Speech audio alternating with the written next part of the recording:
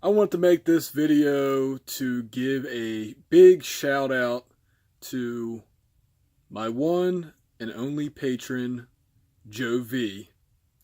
And I actually kind of forgot that I even had a Patreon account for Real Home Recording. And I went on there, and Joe V has been committed to the Audio Skeptic Society / Real Home Recording for 14 months. So Joe V, thank you, and also thank you to the other patron. He knows who he is. Anyway, look, I am actually planning on doing some Audio Skeptic Society hardware stuff, and I figured out a way to do it a little bit cheaper than necessary.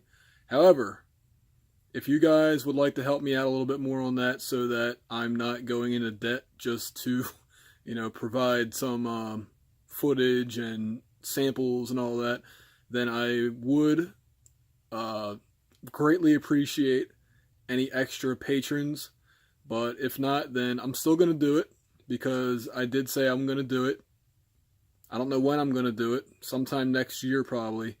But I will eventually get around to doing it and keeping my promise about comparing real hardware to software and, doing some pretty intensive tests with different audio samples and whatnot. So, again, thank you to Joe V.